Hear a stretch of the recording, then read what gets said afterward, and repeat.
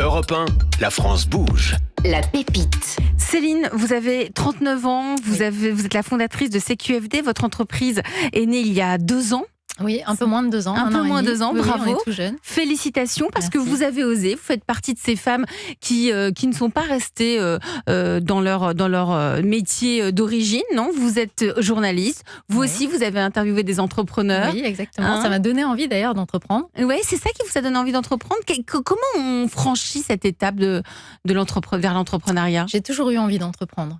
Après, Ça fait je partie de suis votre passionnée famille aussi. Non, pas du tout. Pas du tout. Pas du tout des parents qui sont dans l'entrepreneuriat. J'ai plutôt une éducation classique. Il fallait avoir un CDI, un métier stable pour pouvoir avoir des enfants, les élever sans trop de problèmes. Voilà, donc Ouais. j'étais pas du tout dans cette culture entrepreneuriale. Et pourtant, À 40 ans, on a envie, je n'ai pas encore 40 non, vous ans, n'avez pas mais 40 on ans, a je dois envie. regarder mes fiches. On mais- on a envie quand même de faire ce qui nous anime et de changer les choses parce que même si on apporte une toute petite pierre à l'édifice, c'est déjà ça. C'est Voilà. déjà énorme. Et qu'est-ce qui vous a donné envie de lancer votre propre marque de vêtements? Quel a été le déclic? C'est cette industrie du textile qui est extrêmement polluante, qui n'a plus beaucoup de sens aujourd'hui. Vous voyez. Même Et- vous, dans votre quotidien, vous le constatiez à Oui, on a l'époque? tous des placards qui débordent de vêtements qui ont été confectionnés à l'autre bout du monde, dans des matières synthétiques, donc qui ne sont pas agréables à porter. En final, on porte quoi? 20-30% de notre dressing? Moi, j'ai eu envie de créer justement des vêtements, des basiques, intemporels, qui peuvent convenir à toutes les femmes, qui sont agréables à porter et qui surtout sont durables. Et Qui vont surtout, pouvoir traverser le temps et les tendances. Parce qu'aujourd'hui, on court après les tendances. on ne mais sait pas quelles finalement, sont les tendances. Vous savez, vous, ce qu'il y a à la mode? avec les réseaux sociaux. Non, mais rien que prenez un c'est, jean. Aujourd'hui, il y a des jeans larges, des jeans serrés, des jeans pattes d'éléphant. On ne sait pas ce qu'on doit porter. C'est pour ça que ce qu'on doit finalement- porter. On ne sait pas quelle est la tendance. Voilà, mais c'est pour ça que notre mission, en tout cas, la nôtre, c'est de créer des intemporels qui vont traverser le temps et les tendances, qu'on va pouvoir reporter dans 10 ans sans être à côté de la plaque. Alors Voilà. justement, ça s'appelle CQFD. Pourquoi CQFD, justement? Ce qu'il fallait démontrer, parce Ce qu'on relève qu'il fallait. beaucoup de challenges, beaucoup de défis. Eh bien, vous allez pitcher, Céline Bosquet, on vous écoute. CQFD, c'est quoi? Vous avez 1 minute. CQFD Paris, c'est une marque 100% digitale, une marque de prêt-à-porter haut de gamme, 100% digitale, responsable et inclusive. CQFD Paris, c'est une marque dans l'air du temps. Voilà, on crée des vêtements, des intemporels, dans des matières naturelles, 100% naturelles, pas de synthétique chez CQFD Paris. Les coupes sont étudiées pour toutes les femmes, donc du 34 au 56, c'est plus pour demande, c'est plus la femme qui doit rentrer dans un vêtement standardisé sur une taille 36, mais c'est plutôt le vêtement qui s'adapte à toutes les femmes et à nos formes, puisqu'on a des formes. Voilà, et puis c'est aussi une production raisonnée, réalisée en circuit court, c'est-à-dire proche de chez nous, dans des ateliers au savoir-faire reconnu. Voilà, et puis on peut aussi parler de nos prix, puisqu'on applique des prix justes, en rapport avec la qualité. Et ça, c'est possible parce qu'on est une marque 100% digitale. Donc évidemment, on n'a pas tous les coûts engendrés par les points de vente physiques. Donc quand la cliente, elle vient nous voir, elle trouve un intemporel au prix juste qui va traverser le temps, les tendances et qui va surtout bien lui aller, qui va pas se déformer, qui va pas. Ce que vous qu'elle va portez pas- ce soir, ça Voilà. vient chez vous. C'est très bien coupé, Exactement. c'est très beau. C'est une veste CQFD Paris, donc en 100% laine vierge. Elle est confectionnée en France. Donc on se bat aussi pour ça, pour la relocalisation, pour notre industrie française qui aujourd'hui devient peau de chagrin. Mais c'est difficile de produire en France, il faut le dire. Sauf que voilà, il y a Vous, des vous y marques qui arrivez. se battent. Voilà, Vous on allez se nous dire bat. comment, Céline Bosquet, donc fondatrice de CQFD ce soir sur Europe 1. Merci de vous être prêtée à cet exercice. du Merci de m'avoir pitch. invitée. Mais quand vous dites on se bat, vous êtes combien dans l'entreprise là? Là, on est 3, on va C'est dire. beau, ça. Vous Voilà, êtes 3, donc donc ça veut on dire que est- vous dessinez, vous validez Oui, des je crée- modèles. Oui, je crée toutes les pièces CQFD. Mais Après- ça vient, votre inspiration, c'est vous? Qu'est-ce Oui. qui fait que vous dites tiens, je vais créer Mais on crée cette des veste? basiques, des intemporels, des pièces simples, efficaces qu'on porte tous les jours. Je crée pas des pièces. Mais oui, mais folles, justement, quoi. mais oui, mais peut-être c'est ça qui Oui, c'est est ça qu'on recherché cherche. C'est aujourd'hui. ça qu'on cherche. Moi, quand je reçois des clientes au showroom, puisqu'on a ouvert un showroom à Paris. C'est ça, quand vous dites les clients viennent nous voir, c'est Voilà. 100% digital, mais il y a la possibilité Oui, à parce qu'on a Paris. quand même besoin d'essayer de toucher le vêtement, de voir bien les sûr. créations. Et puis moi, j'ai besoin de cet échange avec les gens. J'ai besoin de leur parler. J'ai besoin de leur expliquer ma démarche aussi, parce que Aujourd'hui, c'est difficile de faire la part des choses, de démêler le vrai et du faux. Il y a beaucoup de greenwashing, il y a beaucoup de marques qui disent alors nous, on fait le mieux, on produit moins, mais mieux, blablabla. C'est ce qu'on entend toute la journée aujourd'hui. C'est vrai. Sauf que, donc du coup, quand on fait réellement bien les choses, c'est difficile de se démarquer. Parce qu'on a l'impression que oui, bon, c'est une marque. Ça veut dire que vous produisez en petite quantité, c'est fabriqué où ? On produit en petite quantité, en précommande et en série limitée. C'est fabriqué en circuit court, donc principalement en France. Donc, mais par exemple, la maille, nous, on la fabrique, on la produit en Italie parce qu'ils sont très forts sur la maille, tout ce qui est cachemire, etc. Nous aussi, on travaille avec un cachemire de grade A, donc c'est vraiment un cachemire très luxueux. C'est-à-dire qu'en fait, les fibres sont triées par grade A, B et C. Et les fibres de grade A sont les fibres les plus longues et les plus fines. Ce qui fait que le pull ne bouloche pas, pratiquement pas, très peu. D'accord. Voilà. Et donc, le cachemire, quand vous dites par exemple que votre veste est confectionnée, tout est fait en France. Tout est fait en France. Le tissu, sauf mais le tissu vient qui est d'Italie. Italien. Voilà, d'accord, j'ai compris. Une vierge italienne. Et nos vestes sont entoilées, entièrement entoilées, ce qui se faisait à l'époque. Entoilées, c'est-à-dire qu'il y a comme un plastron à l'intérieur de la veste pour vraiment lui donner une belle forme et pour que la veste ne se déforme pas dans le temps. Aujourd'hui, il faut savoir que toutes les vestes sont thermocollées. Donc, forcément, on la met une fois au pressing, ça ressemble plus à rien. C'est synthétique, du coup, puisque le thermocollant, c'est du polyester. C'est collé, c'est pour donner une impression de forme et de tenue aux vêtements, mais sauf que dans le temps, ça ne tient pas. Qu'est-ce que vous avez l'air de vous y connaître, Céline Bosquet. Qu'est-ce que vous avez fait? Comment vous avez lu beaucoup Oui, j'ai envisagé la création de ma marque comme une enquête. Je l'ai fait comme une enquête. Je me suis beaucoup renseignée. J'avais envie vraiment de changer les choses. C'était important pour moi de faire quelque chose qui a du sens. Et au niveau des prix, quand vous dites que c'est du luxe accessible, vous considérez comme ça? Quand on parle de matière naturelle, de confection soignée, de coupe étudiée, oui, on est clairement dans le luxe.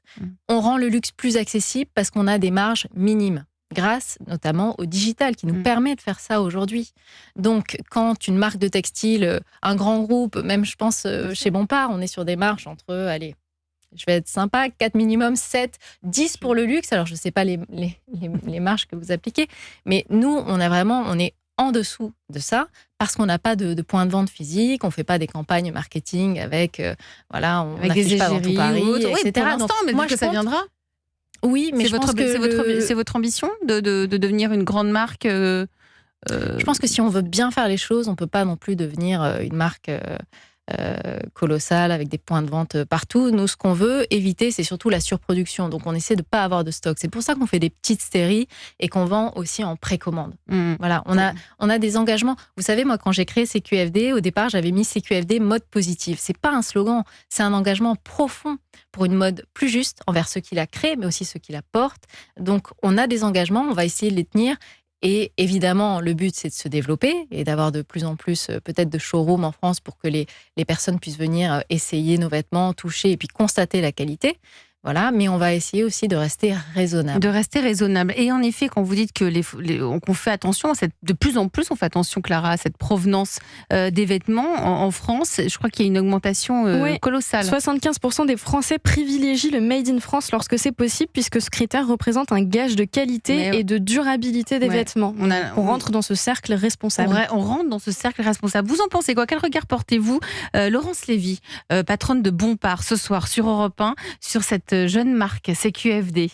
Je trouve ça passionnant. C'est-à-dire qu'en effet, il y a énormément de sens et je pense que toutes les initiatives qu'une marque comme Bompard doit faire et se doit de faire, parce qu'elle a la notoriété pour porter la résonance de tout ça, c'est extrêmement cohérent avec ce que des jeunes startups peuvent pousser. Et je pense qu'il y a aussi plein de choses qu'on peut même imaginer ensemble. C'est le but, si vous avez des choses à imaginer, vous êtes là pour ça. Parce que je pense que l'objectif, c'est vraiment d'aller contre la fast fashion et de redonner du sens, en effet, à ce que les gens portent et ce que les gens achètent. Et expliquer aussi que la qualité, ça a un prix.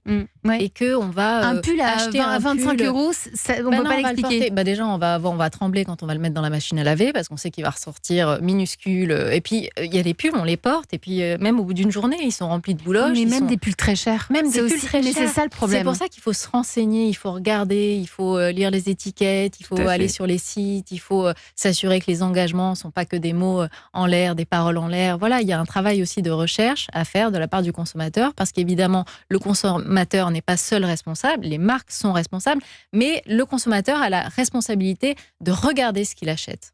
Et moi, je dirais que l'entrepreneuse, la dirigeante que je suis, a aussi la responsabilité d'être au juste prix. Et c'est vrai que moi, je me bats au quotidien, aux côtés de mes équipes, pour qu'on puisse proposer ce juste prix aux clients. Et que, c'est très important. Et que le client l'accepte et le comprenne, ce prix, même si vous augmentez. Vous avez augmenté vos prix récemment ? Non, nous n'avons pas augmenté les prix récemment, et nous allons même avoir quelques baisses de prix ciblées pour l'automne-hiver. Car je considère qu'aujourd'hui, il est important qu'un essentiel soit au juste prix.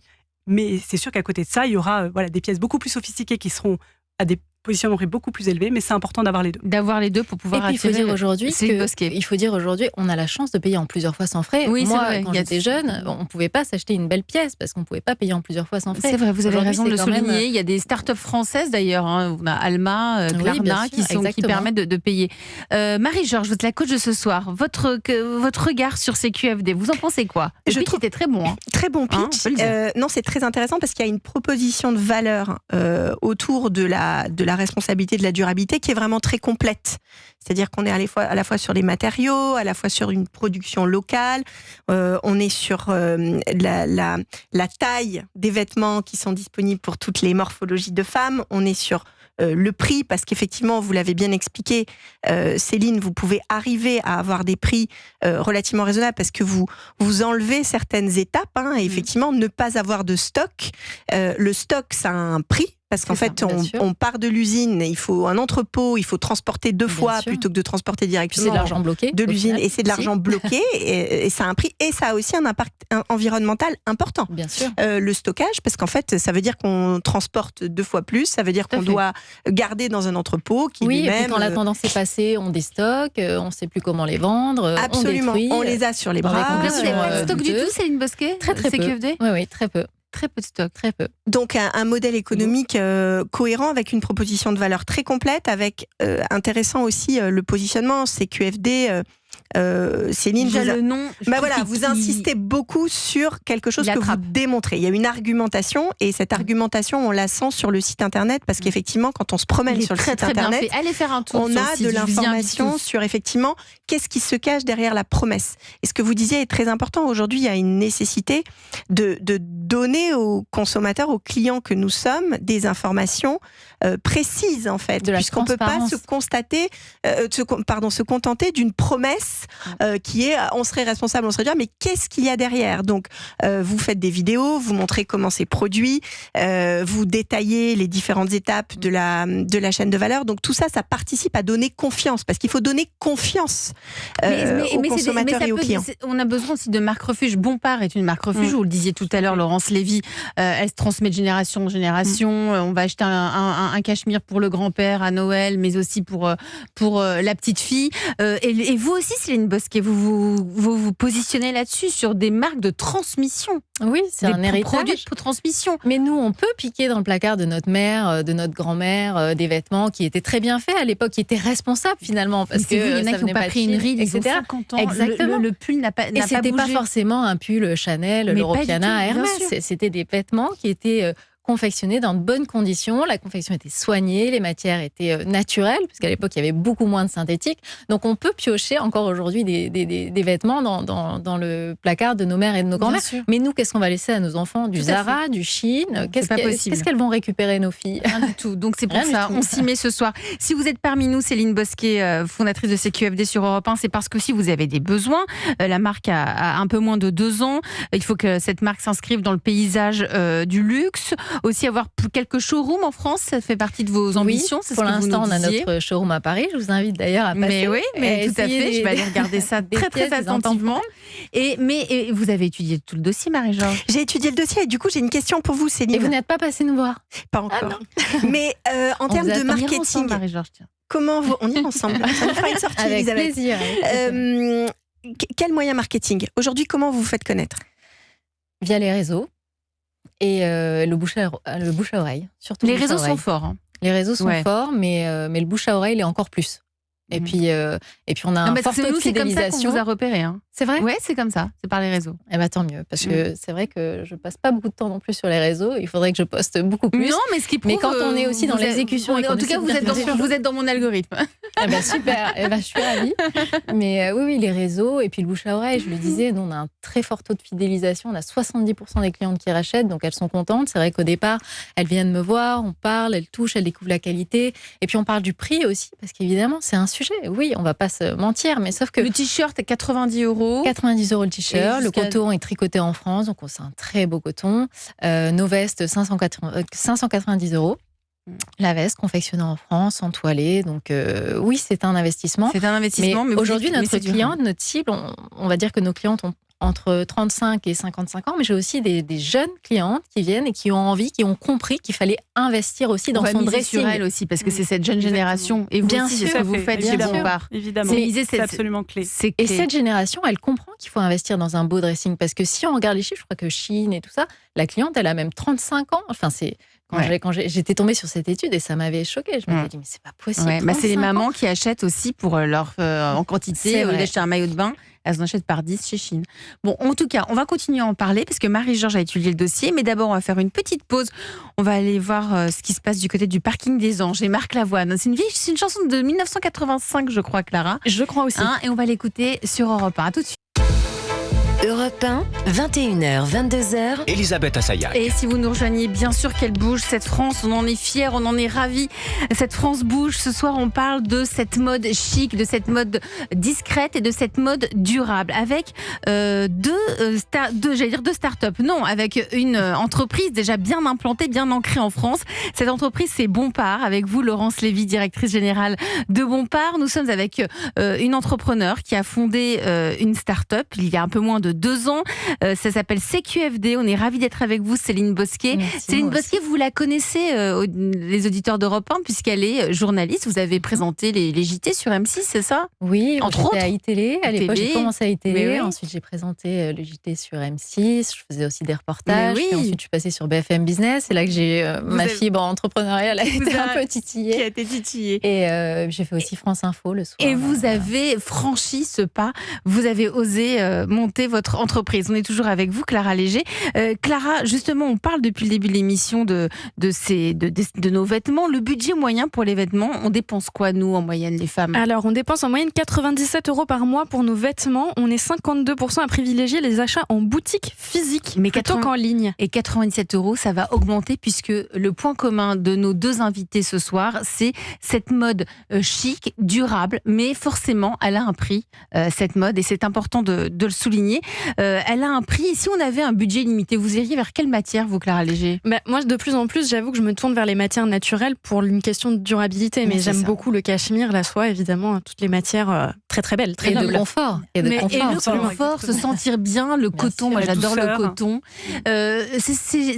Cette soie, ce cachemire, c'est aussi ce qu'a constaté Antoine Fenech. Il a posé cette question aux passants ce matin dans les rues de Paris au micro Europe 1 de La France Bouge.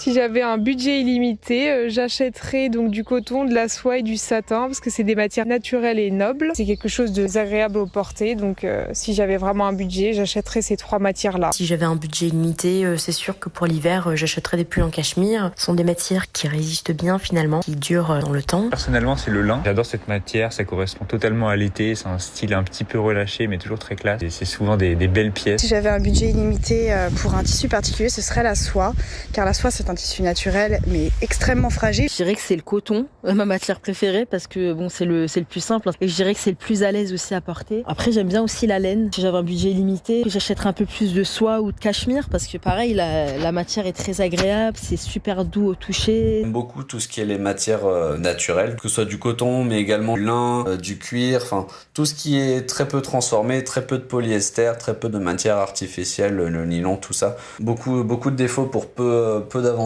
Et je pense que même avec un budget limité, je resterai sur ce type d'approche pour choisir mes vêtements. Bon, alors on y est là. Franchement, c'est positif tout ça autour de la table. Ça y est, on y est. On est dans ce changement de consommation. On va vers ces pièces durables qui ont un prix. C'est quoi vos matières préférées, vous, Marie-Georges ? J'aime beaucoup aussi le cachemire. J'aime bien les choses douces dans lesquelles on se sent bien. Donc effectivement, plutôt les matières naturelles, les matières synthétiques, c'est pas possible. Et la prochaine étape, c'est de comprendre que toutes les matières ne se valent pas. Enfin, tous les cachemires mais voilà, il y a différents grades dans le cachemire, il y a différentes soies. Parce qu'on a eu des pulls en cachemire à 49, 48 euros dans certaines enseignes. Exactement. Et donc, on s'est laissé prendre au jeu. Oui.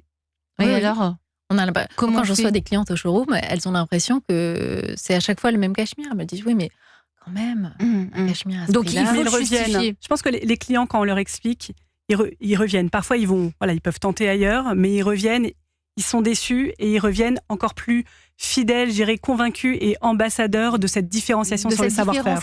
On disait tout à l'heure, peut-être que c'est la toute jeune génération, celle qui arrive là sur le marché, qui va peut-être nous sauver tous sur cette consommation durable et responsable.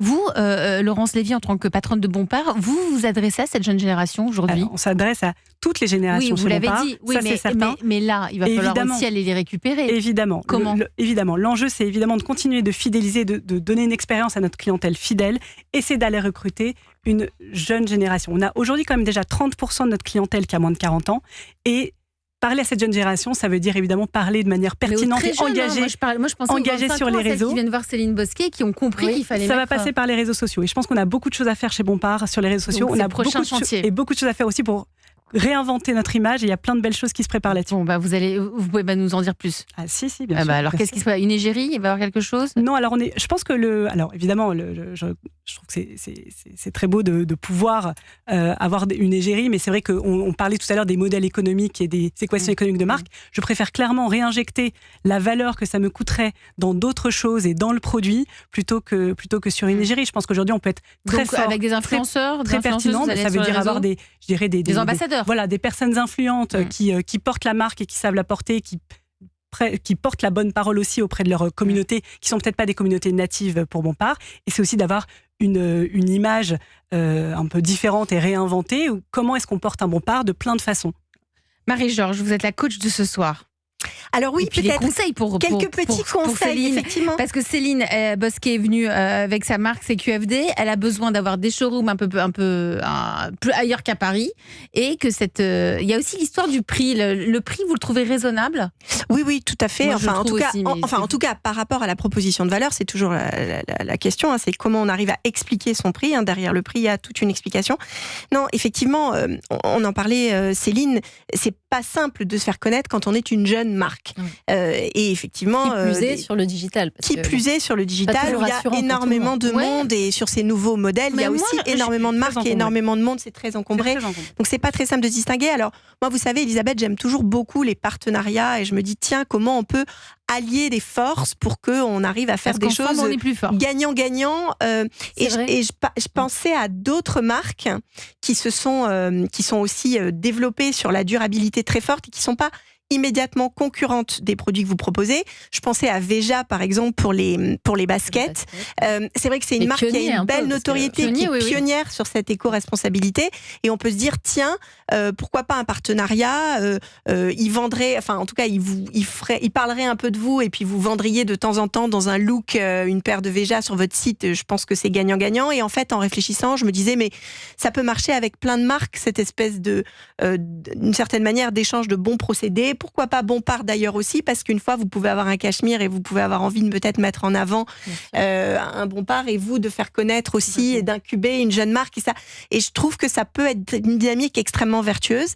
Et je pensais aussi en retail, donc vraiment dans des magasins. Il y a un certain nombre d'initiatives. Je pensais à l'initiative Go for Good aux Galeries Lafayette. Donc ils ont fait un corner. Ils rassemblent aujourd'hui 700 marques responsables à la fois sur des accessoires, sur du textile, etc. Mais là aussi, ça a un prix. Et là aussi, ça a un prix. C'est un prix pour y entrer. Voilà, mais c'est aussi une visibilité, parce que c'est une distribution en ligne, c'est une distribution physique. Et je pensais à cette initiative-là, mais il y en a d'autres, en fait, aujourd'hui, de distributeurs. Sauf que, évidemment, ça a un vous prix. Vous pensez, vous aussi, d'aller dans un corner bon marché, bien sûr, c'est une très belle vitrine, mais là aussi, ça a un prix. Et puis, il faut avoir beaucoup de stock. Et vous l'avez pas. Et nous, on part du principe qu'on va avoir le moins de stock possible. Donc, si on veut présenter les vêtements, il faut avoir toutes les tailles, il faut avoir du stock. Oui, mais il faut doubler les productions. Puis il y a aussi tous ces vêtements qui sont essayés, ils ne sont pas forcément restitués après en bon état. Donc, c'est aussi une perte. C'est juste, mais là, mais ça veut dire que Céline, moi j'entends, elle est convaincue, elle est engagée, elle va au bout de sa démarche. Oui, mais elle n'utilise pas le digital et elle est ancrée, quoi. Elle dit depuis le début de l'émission, moi j'en ai marre du stock, je veux on fait de la précommande. Elle peut pas aller dans un corner au Galeries Lafayette. Enfin, vous voyez bien que vous ouvrez des applications comme showroom privé, vente privée, tout ça, vous retrouvez mais toutes les marques qui essaient de couler leur stock, mais toutes les marques. Oui, mais aujourd'hui, même encore une fois, se disent être haut de gamme. Le consommateur est un peu éduqué. Par exemple, le modèle Cézanne, je me souviens, quand le premier appartement Cézanne est ouvert, l'idée d'aller dans un magasin, de pouvoir voir un modèle, éventuellement l'essayer, mais de ne pas pouvoir l'acheter sur place, qu'on a ouvert le showroom. C'était source de frustration totale. Et maintenant, les gens ont quand même un peu pris le coup, c'est-à-dire de se dire, je viens, je regarde, Cézanne, je c'est touche, un très bon exemple. mais je commande en ligne. Mais je commande en ligne. Elle a changé un petit peu aussi son modèle. Bien. Et Cézanne, elle a pivoté. Elle a tout réussi. C'est une réussite extraordinaire. Vraiment, je trouve que ce qu'elle a fait, c'est formidable. Et alors maintenant, ils produisent énormément parce que le succès. Pour le coup, produisent en quantité. Voilà, maintenant en grande quantité. Je ne sais pas vraiment si elle tient encore tous ses engagements, mais en tout cas, c'est une réussite extraordinaire. Et elle a quand même initié un changement dans notre façon de consommer. Déjà, on était rassurés d'acheter sur Internet. Elle a fait ses appartements, mais elle n'a pas été dans des corners, dans des grandes enseignes. Au bon marché, si. Voilà, elle a eu un bon marché. Elle est présente au bon marché. D'accord, mais du coup, tout ça, c'est vrai que ça a un prix. Et comme vous le disiez tout à l'heure, Laurence, moi, je préfère aujourd'hui mettre cet argent dans le développement, dans des choses qui, à mon sens, sont plus importantes. Et puis, encore une fois, je trouve que dans le retail, le bouche à oreille, c'est vraiment donc vous très misez important. sur le bouche à oreille. Je mise sur le long terme. En fait, vous misez sur le direct. Sur le bouche à oreille. Vous misez sur le direct, en fait. C'est-à-dire que vous voulez rester maître maîtresse de votre distribution, parce qu'en effet, je comprends ce que vous dites. Forcément, aller en grand magasin, ça veut dire avoir peut-être même une partie de votre collection qui ne serait plus exactement, qui vous échappe, qui ne serait plus en série limitée. Ça ne veut pas dire que le message global. Mais on devrait augmenter nos prix, tout simplement. Donc, on ne serait plus vraiment au prix juste. On devrait augmenter nos prix. Marie-Georges. Oui, je pense que ça se regarde. Enfin, en tout cas, je pense que peut-être, en tout cas au démarrage, c'est intéressant d'avoir différentes stratégies et d'essayer de regarder différents canaux possibles. Mais effectivement, le bouche à oreille et les réseaux sociaux, et ça peut être un mode intéressant. Les partenariats aussi, je pense. Alors moi, je me trompe peut-être, mais c'est vrai que j'ai toujours lu qu'une marque, pour se faire connaître, elle a besoin de 5 à 7 ans. Donc c'est peut-être pour ça aujourd'hui que je me mets pas trop la pression, j'essaie pas d'entrer partout, d'être vue partout. 5 ans. Je me dis, pour l'instant, l'important, c'est que les clientes soient contentes, qu'elles soient fidèles, qu'elles aiment la marque. En tout cas, je trouve que c'est très authentique, votre discours. Franchement, il y a une authenticité, une sincérité, moi, qui me touche beaucoup. Absolument.